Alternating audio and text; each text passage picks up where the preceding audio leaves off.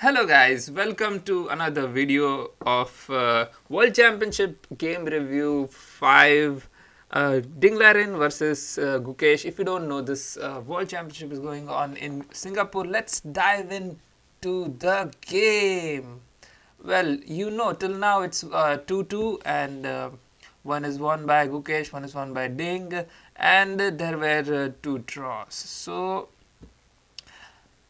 And now Gukesh has the white pieces, so I thought maybe he would go again with the d4, but again he surprises me with e4. And as I said in the first review that there will be a lot of e4 like games, and we are back to it now. So yeah, only two games they have played different openings as white. So again, and it was also a surprise that Ding went back to French. Well, he didn't do that good with it, but still, Gukesh went for d4, and now this is like normal French move. But here comes the surprising part. This is the exchange variation, which is not played that much. It's mostly played in like Blitz and Rapid now, more, and also at club level and online level. But I don't know. This is new era of World Championships. You're not gonna get those boring positions. You're gonna get some positions where I don't know. People have played less, so people play differently, and thus we have normal opening moves here. Bishop goes to d3.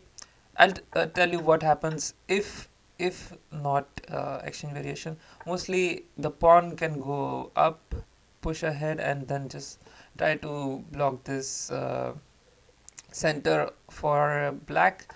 Or what happens is you can push this pawn and or either just wish to like push this later. So this is how you play, but then Gukesh just decided to just take this pawn, play a more sharper line, and yeah. And again, Ding just wants to get rid of this center pawn. So now the only way you can protect is by c3, and now the pawn comes in, and you just put your bishop back. All right. So now also very surprising that Gukesh would go for this check. I mean, yeah, it is kind of mainline in this exchange variation, but I thought like this is what we do. Like we under 2,000 people we do this checks. But yeah, I mean it's new era. So Ding defends it with the queen. He could have gone with the bishop back, but then it's like once you move one of your pieces, you don't go back, right? So maybe he thought let's go and protect it with queen, and queen takes. Now again, normal player would take it back with the bishop, right? Ding said no. I have moved this bishop and I have played this queen, so I have to justify that I don't want to move this bishop now from this diagonal, and not allow his bishop to come to this diagonal if he goes back. So he just took it with the king like it's nothing. You don't want a castle, but trust me, this guy is world champion. So okay, now Gukesh castles because he sees the opportunity that okay, my opponent is not castling, so I'm gonna castle. And he just brings his rook here to manually castle it. Who plays like this at world championships? Who plays like this? And Ding is so chill Ding. You have a 1 hour lo-fi video of Ding chilling. Just check that out on chess.com channel. It's very funny. Ding is just chilling and there is lo-fi music going on for 1 hour or something. Yeah, this is how Ding chills. You give a check to Ding, and Ding just manually castles. This is a high level of chillness. So Gukesh says, you know what? If you want to chill, you're gonna pay some price. So again, Ding comes into the center. The king comes into the center, and now bishop is developed. Knight goes here. Knight goes d2. This knight here was like there for a long, long time. Well, now you try to push the bishop away because you don't want your. I mean, you want some gameplay, right? So the bishop goes back, and now very very surprising move. Like Ding is not worried about developing these two pieces. He's just like, you know what? I'll put my knight here, and then I'll put my other knight here, and then develop my bishop. So Gukesh saw that and he thought like, you know what? I don't want this knight to be here, and I want some way, some initiative to just break free of the position. I don't want him. I don't want to play Ding what Ding wants to play. So and also Ding here I think thought for a long long time. Oh, 8 minutes for this move. Yeah, and Gukesh came in, give a check. King went in. Now the rook has open file, right? And this is the move that surprised me, like surprised everyone, like g4, and then you are attacking the knight. What happens is knight has to go back, but also knight can come here on f4, because now this is a permanent weakness. Once the knight comes on f4, you can't drive it away. There is no way to drive it away. You don't have pawns that can drive it away, so it will sit here for a long time. And Ding just immediately played that, right? No, he took 8 minutes, okay, and played that. Maybe he thought a bit about it. So, and Gukesh immediately went bishop g3. Now what happens is it is pinned. This bishop is actually under threat because this knight is pinned. Knight can actually go here, give a check, come back, but this felt like it's almost the same position, just the king has moved, so it would be actually a good development for white. So he did not go for the check. Ding. Once Gukesh went here on g3, bishop g3, Ding thought, you know what, it's time to develop our other pieces and also attack this pawn, which is very loose. It is not protected well, g4 pawn, because you can't even do this. You do this, knight takes, come up, same thing. But now again this pawn is falling and you are almost 2 pawns down. So you can't protect this pawn like that. And the only way is you just push the pawn, right? You push the pawn, you have to take. And again, this is actually a brilliant move. Why? Because if you don't take, suppose check comes here, takes the bishop. Now what happens is you just take this pawn, and the rook is looking here. The pawn is actually 2 squares away from queening, so he can't play anything else, because once it takes, you just take this, and wow, you have all kinds of attacks coming.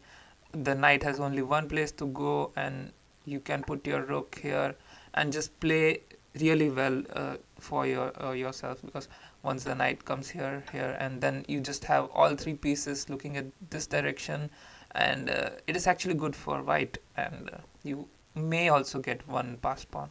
Yeah. So this was a cool variation. So maybe Ding saw it. So he did not go for it. He just took this pawn, which is actually an excellent move.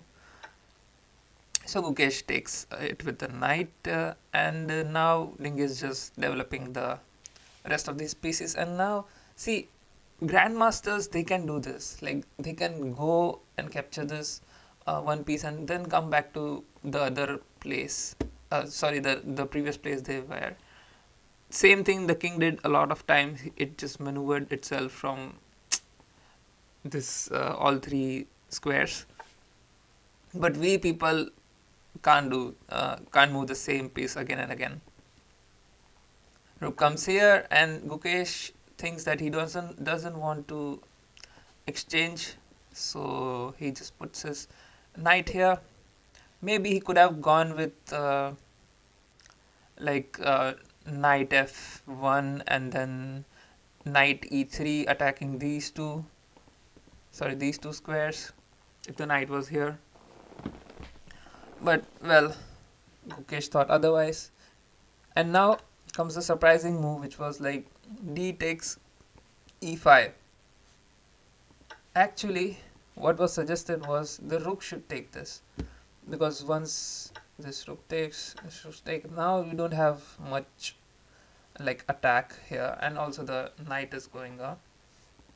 The thing is, Gukesh missed this move before when he took with the pawn. He missed this, and you know what? That's what happened. Ding played d3, knight d3, and what happens is this knight d3 attacks this pawn, and this rook. It's kind of a fork, so you have to take uh, this knight, and you see the white bishop was very active, and now it's going for almost nothing. So you take pawn takes, and now f3 if is played. Knight goes to c4, which actually is giving up some kind of advantage, because the thing is, it was suggested that knight a4 should have been played, attacking these two pawns. But I don't know what Ding was thinking, because you can't even play this, you just take this pawn, right? So the only way would have been just come here and protect it, but again, that was very, very passive, because then you have this move here, and suddenly it doesn't seem that well for white. uh, there was also another cool move, like you play this, and yeah, you can't even play this pawn here to push this, because the thing is, again, you can put your rook here, and suppose he plays this or something. You can just put this pawn here, and it was looking bad for black. So instead, the knight goes here, and it's actually a good news for Gukesh, and now it's quite simpler. It seems like the pawn position is improved, but trust me, this is not gonna queen unless Ding plays the right moves and Gukesh does inaccuracies. So Gukesh goes in to attack this pawn. Now Ding plays bishop c6, and now you'll think that, hey, this pawn is free, I should take it. But no, you can't take this pawn, because the thing is,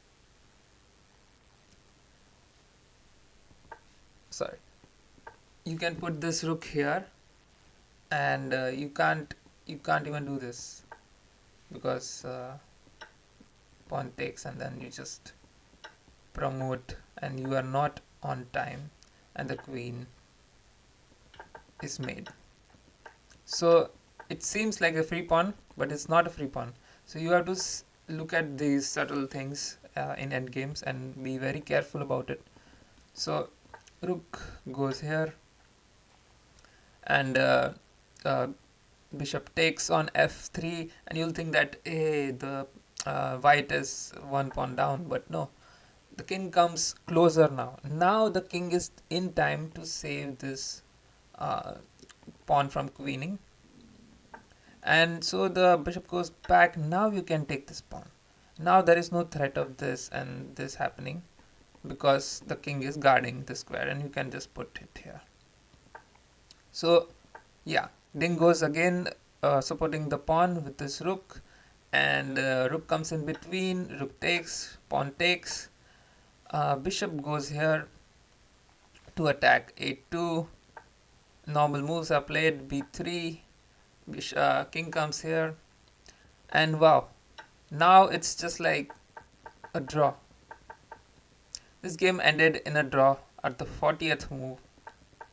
It was very surprising actually, because the thing is,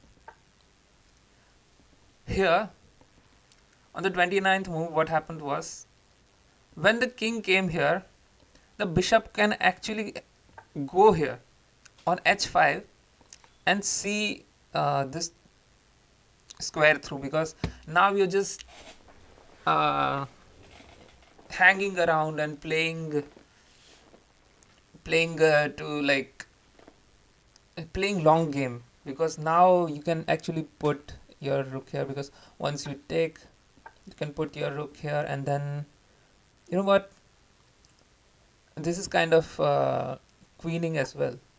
So you take, pawn push, and there is no way you can stop this pawn from queening. So I thought maybe Ding just wasted an opportunity. So you can't even take this pawn, right? So this rook is going to stay here like almost forever. And maybe you would have played some other moves like putting this b5 and keep attacking on this side, and putting a bishop here, because this bishop will never be contested. No one can get this bishop away. Even if you put your rook here, you can just put this pawn ahead and then just protect the bishop, and it is going to stay for a long time, and that would be a lot of pressure on Gukesh, that this pawn is just two places away from queening.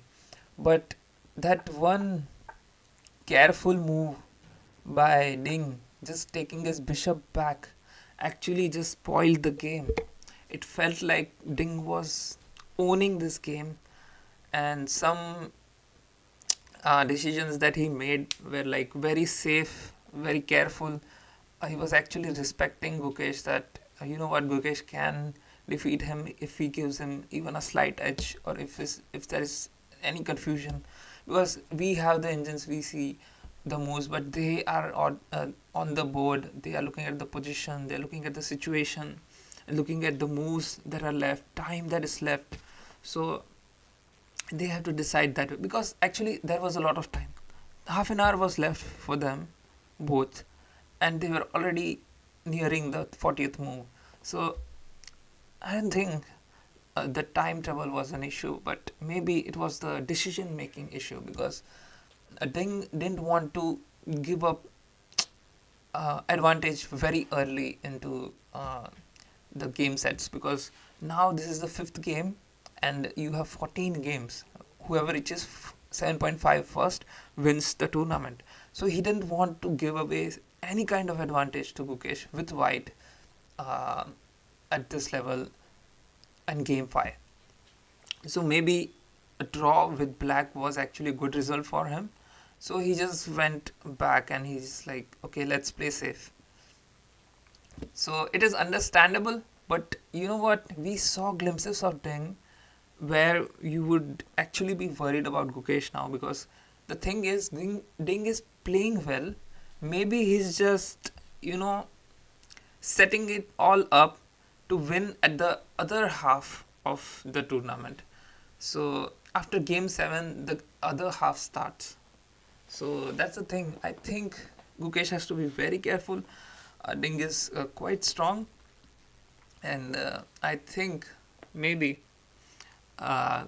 now that Gukesh has black pieces in the next game, he has to be very careful and he has to play a line which is actually drawing, because I think the only chance Gukesh has winning with Ding is with white, because in this game, sure, Gukesh did not play line that would actually make him win.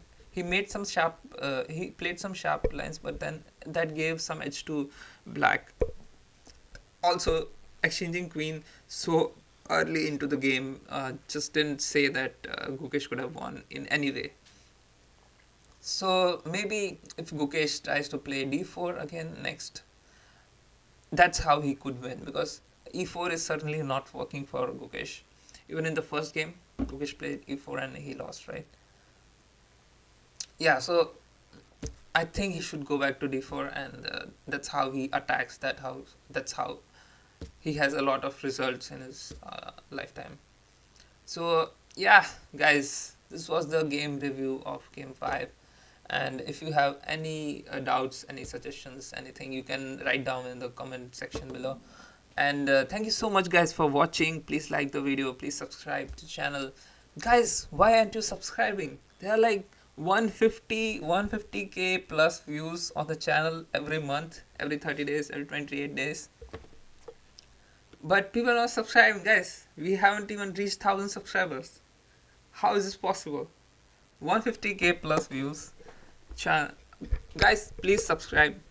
If you know your friends who play chess, tell them to subscribe. If you know your family, anyone who likes chess, just tell them to subscribe. Even if they don't like chess, just tell them to subscribe. Tell your friends, enemies, anyone. If you get people on the road, pick 3 people on the road, stop them and tell them to subscribe my channel. So do something, guys, please. We want to reach 1000 subscribers till the end of this year, and December has started. This is today's 1st December. 30 days, guys. I'm gonna take this challenge. We want to reach 1000 subscribers. That will actually give us chess.com partnership. So yeah, I'm looking forward to it, because if I get that partnership, then I can actually give diamond membership to some of the viewers. So yeah, that's it. Thank you so much, guys. Love you. Bye bye. And see you later tomorrow with another game review. Sorry, this review was a bit late because yeah, I think the game 6 has also started. Let me see. Bye bye, guys. Have to say bye.